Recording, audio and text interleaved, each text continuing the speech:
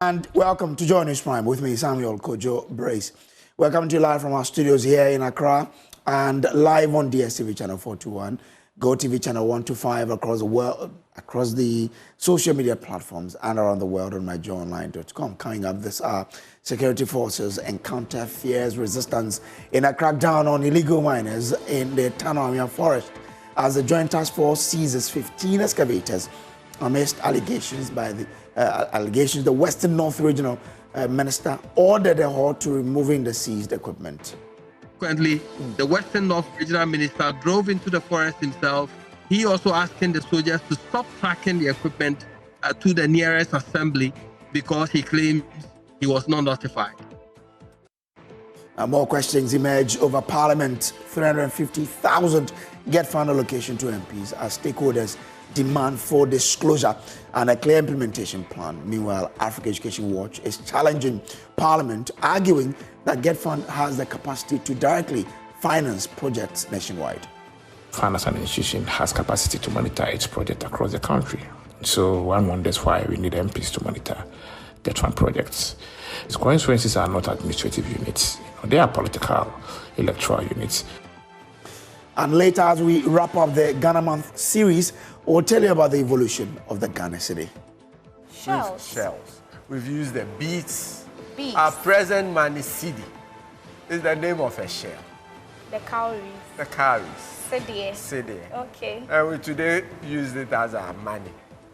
Yeah, so that tells you that the cedi was once our money. So the name cedi comes from the word cedi. Okay. Yeah. We'll also bring you Prime Business. Now, the senior finance lecturer at the University of Ghana Business School, Dr. Benjamin Amor, welcomes plans by the Bank of Ghana to introduce a 273-day instrument, saying it will help mop up excess liquidity in the market. It will help in liquidity management. It will help in matching or dealing with the mismatch that may be existing between the asset and liability for the liquidity managers. We are independent, fearless, and credible. Thanks for choosing us. Please stay.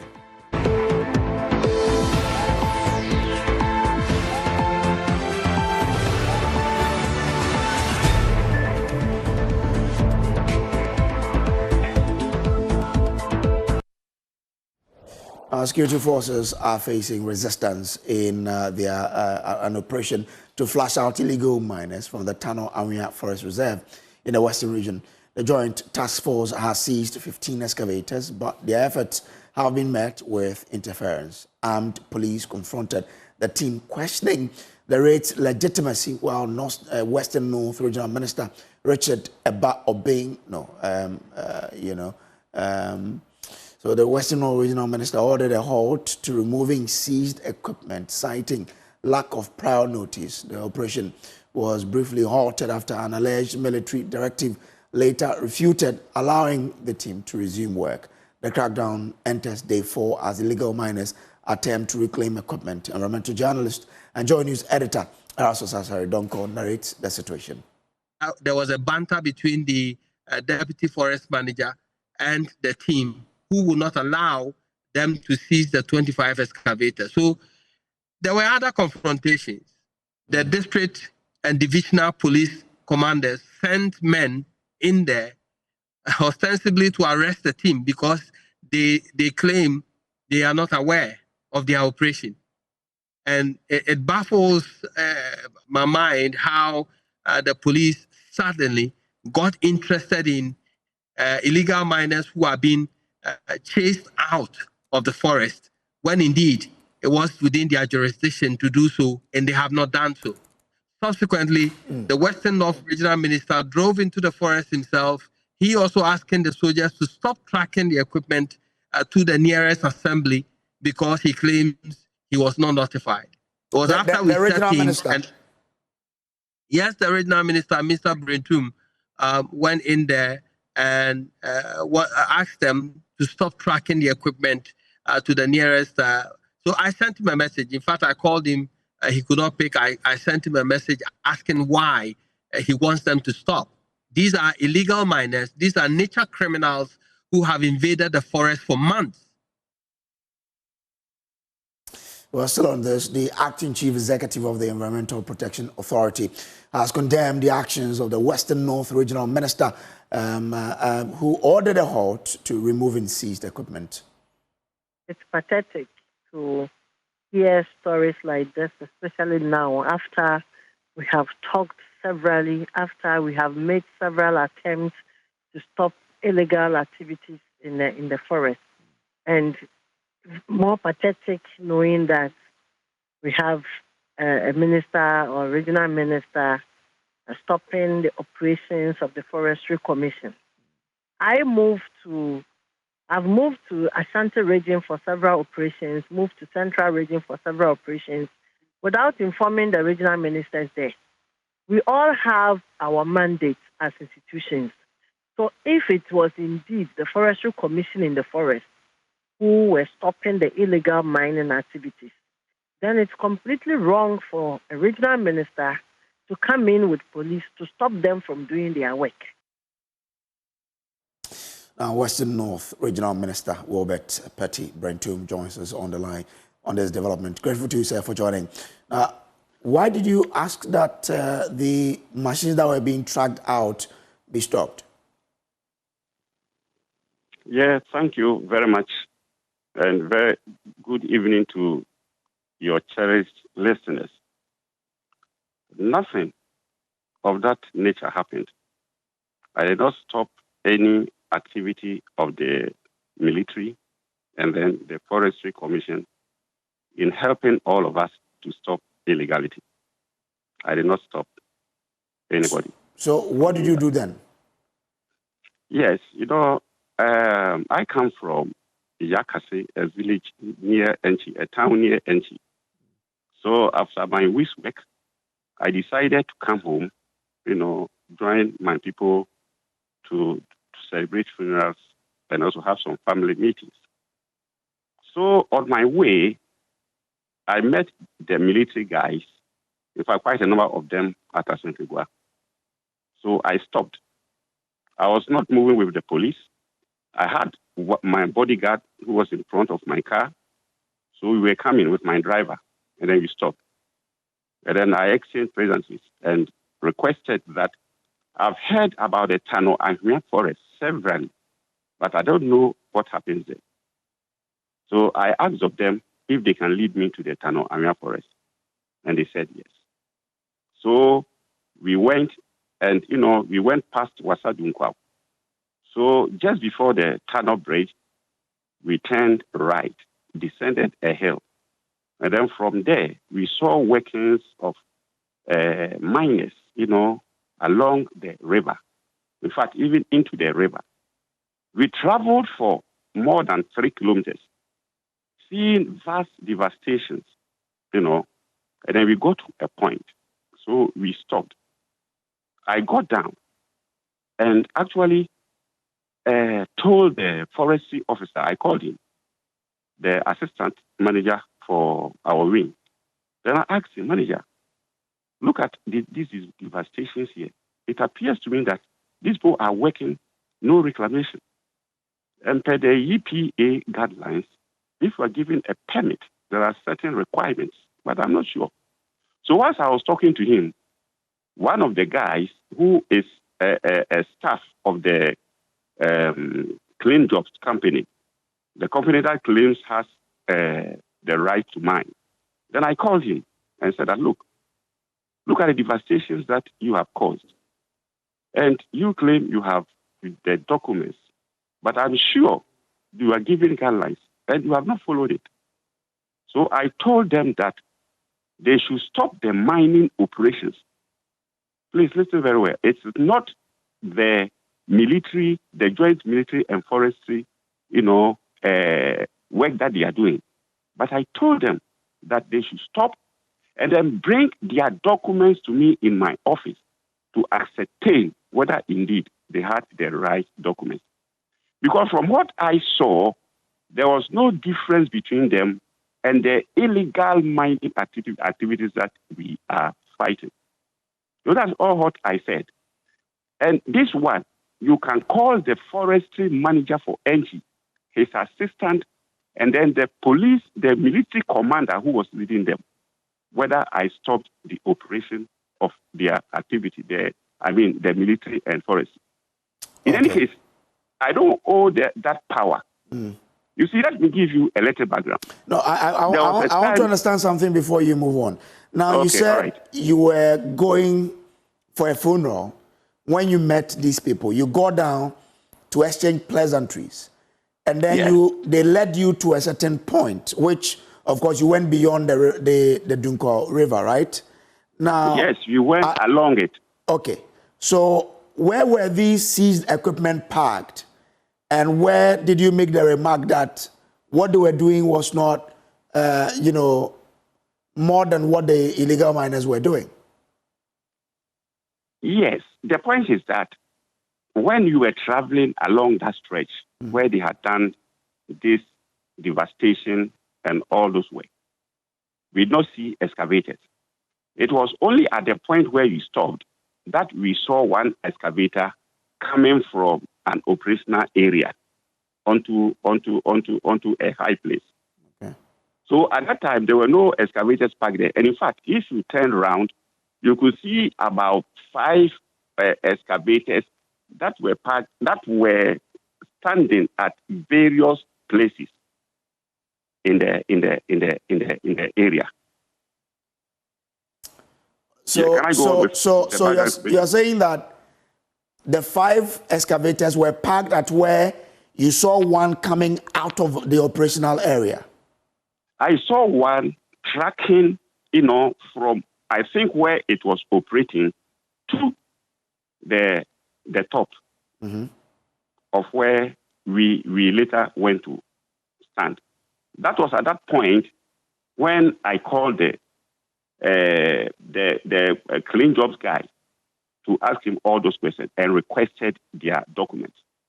Okay. As for the military and the forestry, I didn't have anything to do with them. All what I said was that these people have worked, they have not done any reclamation, and they have not said anything. But let me give you a background to all these things. Well, I don't have enough time, but so you didn't order for the excavators to be stopped from being dragged out of the place? At all. What I told them to stop was the mining operations. Okay. But what did you tell our reporter when he got in touch with you as to why you were stopping the excavators? Your reporter, in fact, he called at the time when, as I told you, I came because of funeral and then other things. That's my hometown. I came. So when he called me 2 times, I didn't see. Then when I picked the phone, I was about to call and I saw that he sent a message. So then I told my personal assistant that he knows I am hosting some people in the house because of the reason we came. So he should take the phone and then talk to him, tell him that if there is anything, we can talk later. Okay. Or if there is something that he can respond to, he should respond. Okay. That was just that. So I didn't talk to the reporter. But if I mean, we can engage still more on this, but yeah, we'll still keep tracking to understand what really happened. But that's the A side of the story from the regional minister there. Now, away from that story, more questions and concerns are coming up over Parliament's allocation of 350,000 cedis Getfund cash to members of Parliament. Parliament, on the eve of proceedings on Saturday, announced the allocation of 200,000 Ghana cedis from the Ghana Education Trust Fund to MPs to fund education projects, with an extra 150,000 cedis each for project monitoring. The move has already come under criticism from stakeholders in the education sector. First, listen to Executive Director of the African Education Watch, Kofi Asare, who insists the MP-led allocations are unnecessary. The challenge emerges because Getfund as an institution has capacity to monitor its project across the country. So one wonders why we need MPs to monitor Getfund projects. In addition to that, if you look carefully at the demarcation of constituencies are not administrative units. They are political electoral units. The administrative unit is the district assembly, and so district assemblies are the ones that should undertake monitoring of projects being implemented by government. regardless of the funding source in the district. And so if there's any need for any monetary support, it should go to the District Assembly and not MPs who are not spending officers. But it is important to also note that the share of the funds that goes for MPs emergency projects doesn't go to MPs directly. No, MPs don't spend. The money goes to the assemblies, and then assemblies use it to procure activities determined by the Member of Parliament as educational priorities. So that needs to be clarified. I believe that the best way to go on this issue is that the monitoring budget, 150,000 Ghana cedis, should be added to the emergency project budget, so that if MPs have about 400,000 to spend on emergency education projects, that is quite significant, even though we know that 400,000 Ghana cedis cannot even build a fully furnished kindergarten with separate toilet facilities for boys and girls. But at least that would be quite, substantive than 250,000 cedis for projects and the 150K for monitoring of same. But I believe that Getfund should have the capacity to monitor their own projects regardless of where they are implemented across the country. Let's go on to Zoom now and speak to the General Secretary of the Ghana National Association of Teachers, Thomas Musa. Grateful to you, sir. Now, you have some concerns about these allocations, especially with regards to their final outcomes. Why? Certainly. Thank you very much. Good evening to yourself and to all your viewers. It must be placed on record. I think somewhere last year, and I think March somewhere 2024, we're told that the District Common Fund was in arrears of about 6 billion Ghana cedis. It means that the money itself is not going. So if the money is not going, and this time around, we have agreed that we want to uncap we have come to that area, and we say we want to do things right. I believe that is not the way to start. In any case, how much are we giving to the MPs? And what can this money do? And the money is not going to the MPs directly. We need to take note of that. Okay, and we need to be careful not to create duplications of functions all over the place. Remember, the central government allocate, and the district assembly, they have all the machinery to get this thing done. Instead of allocating money and saying that this particular thing, even though the assembly will do it, it is doing it at the instance of the MP. The same MPs will come and tell us that the people come to them for school fees, come to them for educational scholarship, come to them that they should pay what and what for them. Okay, and that is something that the MPs themselves are asking for, that everything must be done to ensure that they themselves will not come under such challenges. And so to avoid all those things, such developmental issues should be handled by the district assemblies. Okay, together with the common fund itself to get it done. I think this thing will help all of us. Okay. But when we have the MP doing it, then it creates some kind of problem for us. And this thing has brought us to too many challenges. And I was thinking that this is a nice opportunity for us to get it done. Let us identify the kind of projects we want to do in a particular district. That is very, very important. Look, in Ghana today, go to some of the districts. You will see Getfund projects all over the place. You will see district assemblies program all over the place. Meanwhile, the Constitution provides that we must continue previous projects. So when you are in a particular area and we all see that, look, this particular project is good for the constituency or good for that particular assembly, okay, and the money that must go in can go and help this particular project to complete. Okay. Just all agree to complete it. Okay. So all that the people benefit. And let us stop this kind of a situation where the small money that we will share it on many projects, and the projects will not be completed, and the project will be there getting rotten. It's not the way to.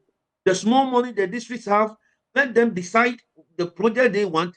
Let them push in all those resources. One thing at a time, and gradually you can do more. Rather than the MP will say, I want this one. Assembly will say, I want this one, even though the money will not come. All right. Will not I'm grateful. I think your point is well made. Yeah. Okay. I'm grateful to you, sir, for joining. Now, away from that, Ghana's currency carries history. It has evolved from colonial pounds to today's cedi. Adobia Sari tells us more in our Ghana Month series.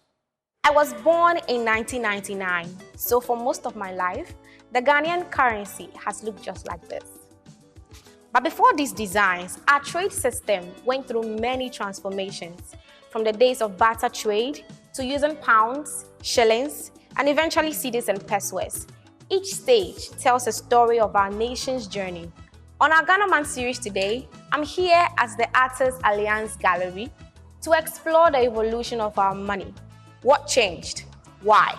And how has it shaped our economy? Come with me. Money, they say, makes the world go round. But it also tells a story of independence, leadership, and identity. I have come to meet Neodoy Glover. He is the general manager at the Artists Alliance Gallery. He'll be walking me through the evolution of Ghana's currency. So we have that of the pound here. Immediately, we took over from the British. We changed to the Ghana cedi. This is the first cedi. That is the Kwame Nkrumah cedi. Ghanaian currency has since become a canvas for honoring national heroes. And that is Tete Kwashi, Dosia Kisye. She was the first nest. This Ephraim Mamu, our popular musician. Beyond individuals, Ghana's banknotes also highlight national landmarks and industries. The Bank of Ghana is changing our currency. A major currency change came in 2007 under President John Kufuor, when the Bank of Ghana restructured the cedi, removing 4 zeros. The 10,000 cedi note became today's 1 cedi. But how did the name cedi come about? Our present money cedi is the name of a shell. The cowries. The cowries. Cedi. Cedi. Okay. And we today use it as our money. Yeah, so that tells you that the cedi was once our money. So the name cedi comes from the word cedi. Okay. Yeah. From political icons to national landmarks, Ghana's currency carries a legacy beyond its value. The next time you hold a cedi note, take a moment to appreciate the story it tells. My name is Adobia Asari for JoyNews, Accra. The Bank of Ghana is changing our currency. So that's what you know. And in the Upper West region, the Falanta cluster of Termite Hills at Navili in an Adoli Kalio district is not only a totem of indigents of the area, but their medicinal source. The hills, with the shape of a mushroom and covering an area of about 15 football fields, once served as a haven for the people during the Samori and Babatu slave raiders in the 17th century. Rafi Salam reports that failure to take permission from authorities before visiting the site could lead to your disappearance at the site. The Falanta cluster of mushroom-shaped like Termite Hills is located at Nambili in the Nodolokeleo district of the Upper West region.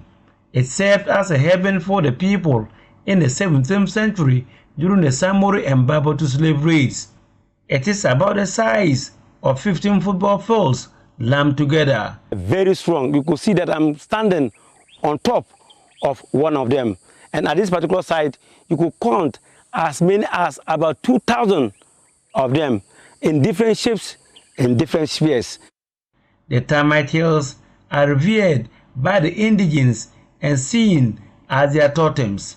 Tour guide Aziz Belpo explains further. To the best of my knowledge, there's nowhere in Ghana you can find such structures put up by Termite Hills. And once you come here, especially in the morning, you can see the termites still putting up the structures. Mostly during the morning and late in the evenings, you can see the termites building year upon year.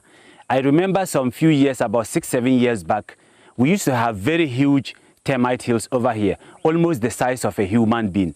But I'm told due to the activities of human activities and those of cattle raiders, the grounds is not very conducive now. But this is one of the major attractions in the Upper West region that most people want to visit. He cannot exactly figure the exact year the Termite Hills came into being, but he's of the strong belief that they have been there for close to 500 years. Well, there are a lot of mysticism and superstition attached to the site. In fact, the indigenes have a supernatural connection with the site. We are told that for that reason they come here to perform their rituals, and it is protected as a sacred grove. That is why within here and the outskirts you don't see people farming, because it is protected as a sacred grove. One of them is, for example, people come here to seek goodwill, good fortunes, because they believe there is a spiritual connection between the locals and the Termite Hills. And once such desires or demands are fulfilled, they come back here to show appreciation. And it is also believed that if you come in here without the consent of the indigenes, you will not be able to find your way back home. Well, from that, President John Dramani Mahama and the National Chief Imam Sheikh Nuhu Shaributu have made a passionate appeal to the feuding factions in the Boko conflict to embrace peace. Speaking during the national Eid prayers and celebrations at the Black Star Square, the two leaders urged the feuding factions to cease hostilities and give peace a chance. Presidential Affairs correspondent Maxwell Agbagba has more in the following report.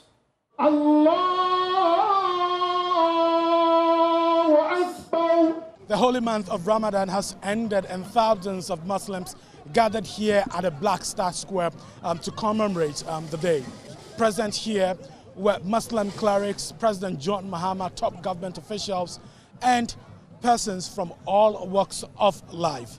In his speech, President Mahama made a passionate appeal to the people of Boko to embrace peace. On this holy occasion, where we celebrate the feast of Eid-ul-Fitr after the holy month of Ramadan, my brothers and sisters in Boko, let us give peace a chance.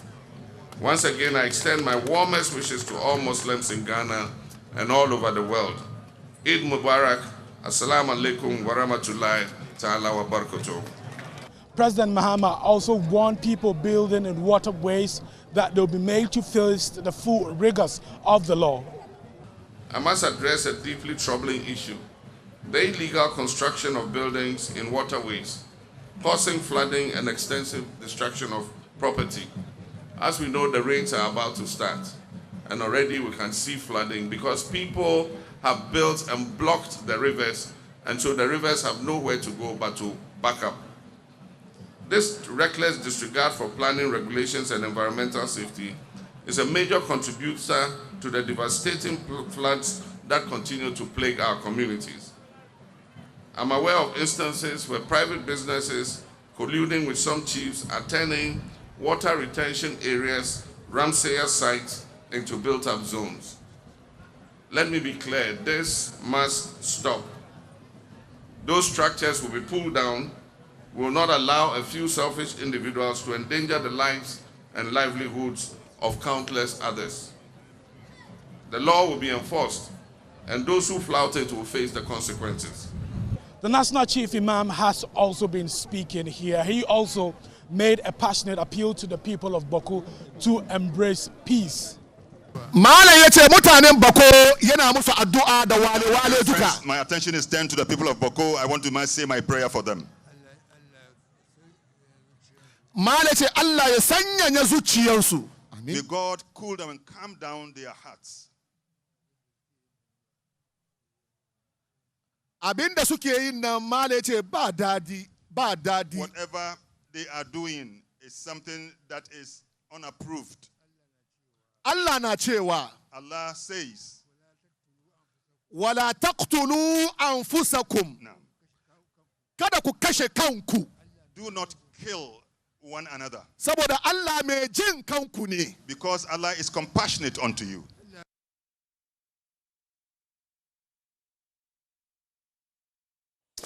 Now, thousands of Muslims in the Wa municipality of the Upper West region have thronged the various centers for this year's Eid-ul-Fitr prayers. Worshippers of the Ahmadiyya and Orthodox Muslim faith majority, gorgeously dressed in white apparel, prayed to thank Allah for the successful Ramadan and also sought his blessing and guidance for the succeeding year.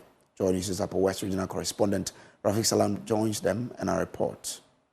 The Zuzede Yuribezu School Gardens once again serve as the venue for the Eid-ul-Fitr prayers for worshippers of the Ahmadiyya movement in Islam. Thousands of worshippers thronged the gardens for the 2 Rakat congregational prayer, having successfully completed 29 days of fasting they converge at the garden to give thanks and praises to Allah for a successful Ramadan and to seek His blessing and guidance for the succeeding year. Our Power Soldier missionary of the Ahmadiyya Muslim Mission, Maulvi Hafiz Nasir Bati, led the prayer. He followed it with a sermon which he said the month of fasting has transformed the lives of the worshippers. He urged the worshippers to stay on the course of Allah and not to go back to their old ways. Once we have come out the month of Ramadan, that doesn't mean we become relaxed or we should go back to whatever we are doing and we forget the Almighty Allah. But the month of Ramadan comes every year to remind us what is the purpose of our creation as Allah's creatures, that is to carry out His worship.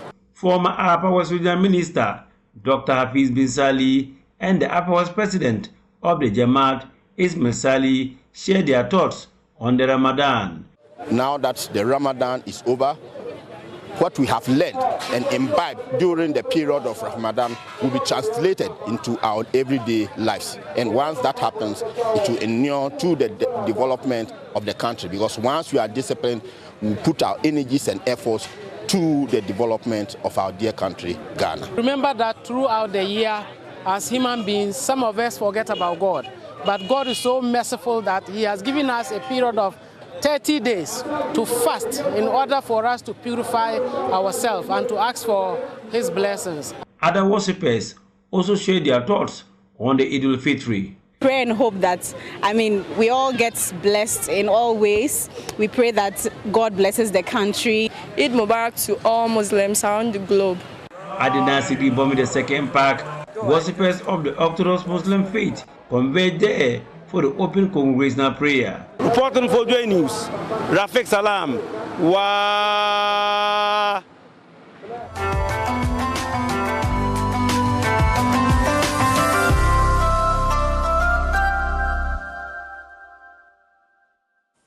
And happy Eid to all our Muslim brothers and sisters all around the world.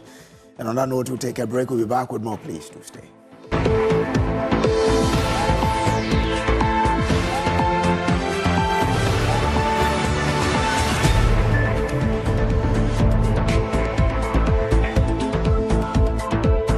It's now time for business. My name is Winston Taki, and now to our first business story.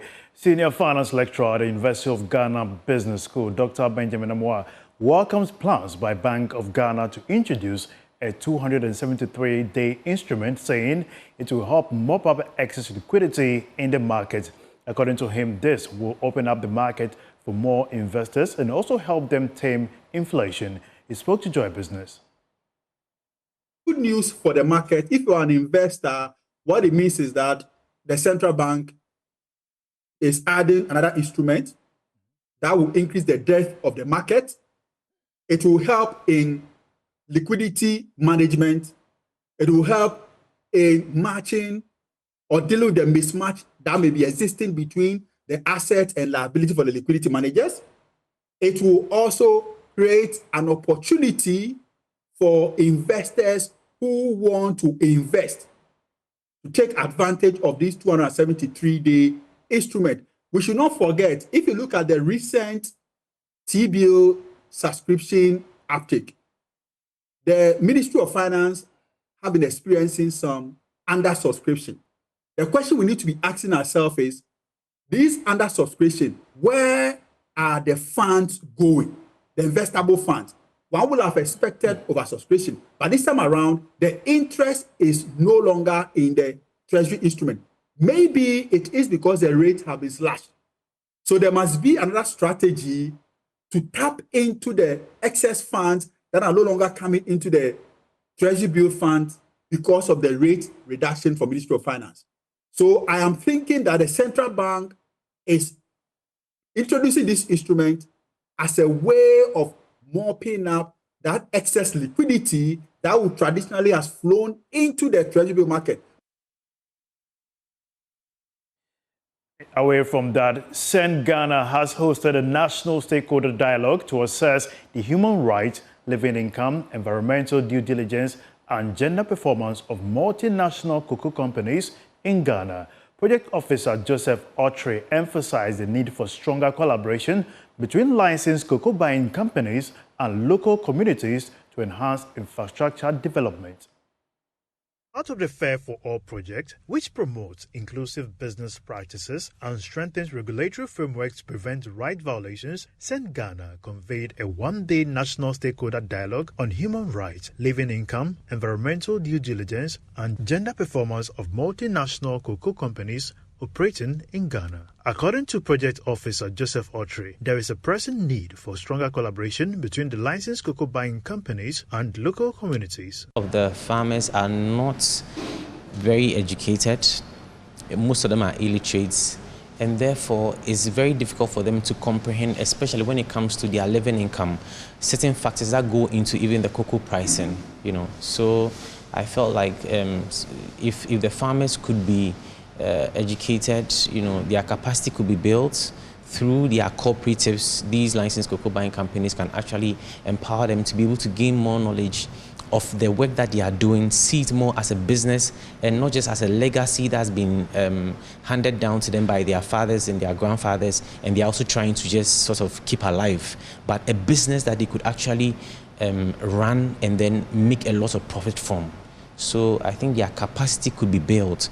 And then also the licensed cocoa buying companies can also, like I mentioned, interact more with the communities in order to be able to make the developments going on in the communities more aligned with the problems and the needs of the people in the community.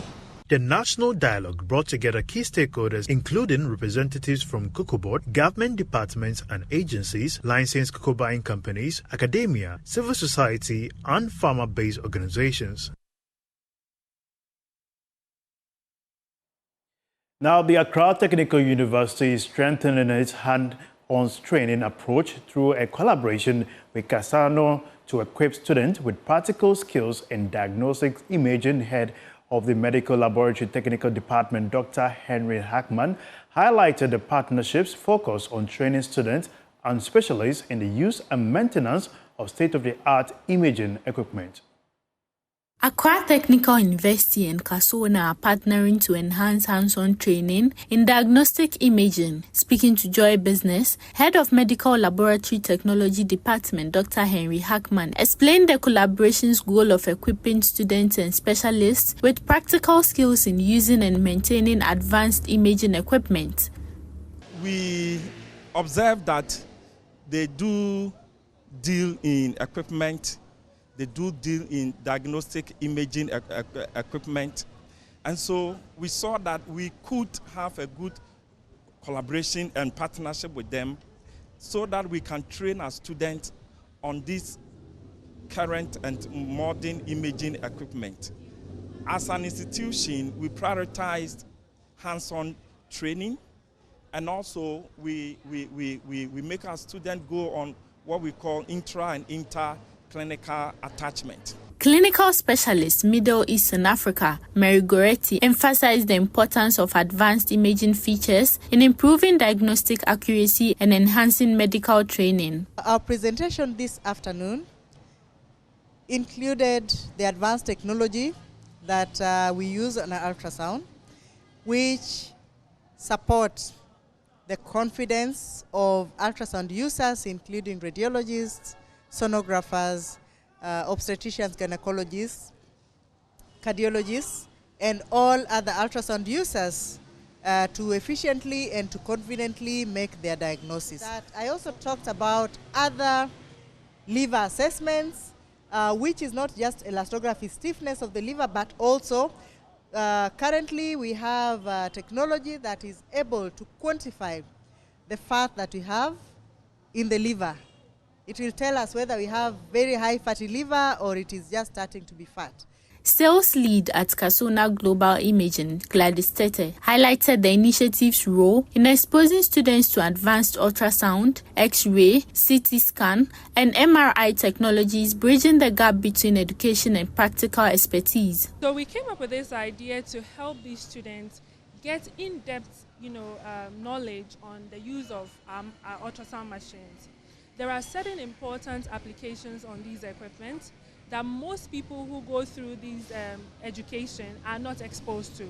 So they end up going into the job market and still not having the right experience in using the equipment.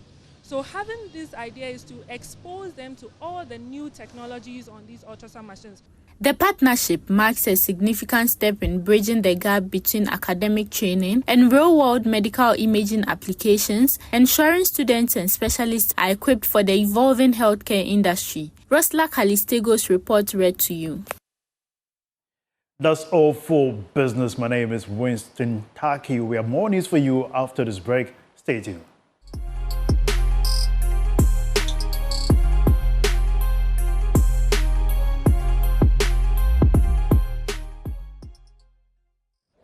All right, welcome back from the break. Let's do showbiz now because American rapper and singer Ja Rule is back in Ghana. And this time not for a concert, but to give back in a meaningful way. Partnering with the NGO Pencils of Promise, he's set to commission a newly built 6-unit classroom block at Noaso Anglican Primary School. Having first broken ground on the project last year, Ja Rule says this is just the beginning of his commitment to empowering young minds. Taking a break from the studio to invest in the future, Ja Rule is channeling his passion into education. Ahead of the commissioning event, he toured Ghana National Museum, where he spoke about his deepening connection to the country and importance of investing in young learners. Culture is amazing. Ghanaian culture is now it's becoming like the forefront of African culture in Western civilizations. Love to do things that I'm passionate about as well, you know, education being one of them, of course, so that's the cornerstone. But then I would love to, you know, build a nice gym for the kids. When I grew up, sports was important to me. But it's not just about the buildings. Ja Rule is calling on fellow artists to use their influence for lasting impact. Influence for, you know, things like this. You know, there's a lot of artists with big platforms, and, you know, they choose to use their platforms for tomfoolery, if you will. You know? And while education is his focus for now, he isn't ruling out a musical surprise. The rapper hinted at a possible Afrobeat collaboration, acknowledging the genre's global takeover and teasing that he might just hop on. Afrobeats is really, really big right now, and so the sound is really starting to gravitate and take control, so you never know. For Pencils of Promise CEO Leslie Angel, this initiative is just one of the many projects aimed at transforming education in underserved communities. Tons of projects in the pipeline across the globe, right? So we also build schools in Latin America and in Southeast Asia. So globally, we're looking to continue to expand, to invest in programming, invest in girls, menstrual hygiene management. With our official commissioning set for April 1st, excitement is building. Ja Rule is trading mic drops for milestone moments, proving that when it comes to shaping the future, he is always on time. For JoyNews, I'm Jacqueline Ansama Yaboa. I'm not always there when you call, but I'm always on time. I thought you were going to give me the beat so I could rap on it, you know, like a Ja Rule fan from those days. Well, but my producer is not willing to give me the beat. If he or... Okay, if they had dropped it, I would have. Okay, you want to drop it? Okay, 1, 2. That's it. Oh, they've ended it. Oh, my goodness. Anyway, all right, so thank you for joining us. So from... Oh, I didn't know where you are. Anyway, there's more on myjoyonline.com. Thanks for tuning in, and Barakah Salah to our Muslim brothers and sisters all around the world. Say thank you. Good evening.